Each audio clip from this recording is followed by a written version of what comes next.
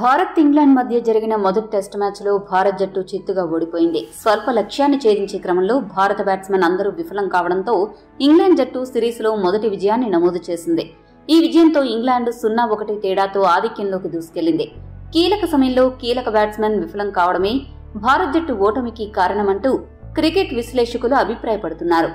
జీవం లేని పిచ్ మీద ఇంగ్లాండ్ బ్యాట్స్మెన్ భారీగా స్కోరు సాధించడం ఏంటి, ఇదే పిచ్లకు అలవాటు పడిన భారత ఆటగాళ్లు దారుణంగా విఫలమవడం ఏంటని ప్రశ్నిస్తున్నారు. మొదటి ఇన్నింగ్స్ లో కొంతమంది బ్యాట్స్మెన్ బాగానే ఆడినప్పటికీ భారీ అంచనాలతో జట్టులో చోటు సంపాదించిన యువ ఆటగాడు గిల్ విఫలం అవడంపైనే అత్యధికులు వేలెత్తి చూపిస్తున్నారు. ప్రత్యామ్నాయ ఆటగాళ్లు ఉన్నప్పటికీ సెలెక్టర్లు అతడి వైపే మొగ్గు చూపారు. అయినప్పటికీ గిల్ సెలెక్టర్ల అంచనాలను అందుకోకపోగా వారు తనపై పెట్టుకున్న నమ్మకాన్ని వమ్ము చేశాడు. దీంతో భారత మాజీ క్రికెటర్ సునీల్ గవాస్కర్ రెండో టెస్టుకి అతడిపై వేటు వేయాలని, అతడి స్థానంలో ఏ ఆటగాడిని తీసుకోవాలో కూడా కెప్టెన్ రోహిత్ శర్మకు సూచించాడు. సునీల్ గవాస్కర్ మాట్లాడుతూ ఏమన్నాడంటే, ఆస్ట్రేలియాతో అప్పుడెప్పుడో సెంచరీ సాధించిన తర్వాత శుభ్మన్ గిల్ ఒక్క ఇన్నింగ్స్ లో కూడా హాఫ్ సెంచరీ సాధించలేదు. అయినప్పటికీ సెలెక్టర్లు అతడిపై నమ్మకం ఉంచుతూనే ఉన్నారు.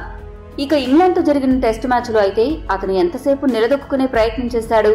అది చేయకపోగా చివరికి పేలవమైన షాట్లతో వికెట్ చేజార్చుకున్నాడు. ఇకనైనా రోహిత్ శర్మ గిల్ను మిగతా టెస్టులకు పక్కన పెట్టాలి. అతను ఏదో ఆడతాడని మనం ఊహించడం, అతడు విఫలమవడం పరిపాటిగా మారిపోయింది. రంజీల్లో అద్భుతంగా రాణిస్తున్న యువ ఆటగాడు రజత్ పాటీదార్ సిద్ధంగా ఉన్నాడు. అతడికి అవకాశమిచ్చి గిల్ను జట్టు నుంచి తప్పించండి అని అన్నాడు. ఈ వీడియో మీకు నచ్చితే లైక్, షేర్, కామెంట్ చేయండి. మరిన్ని స్పోర్ట్స్ అప్డేట్స్ కోసం మా ఛానల్ను సబ్స్క్రైబ్ చేసుకోండి.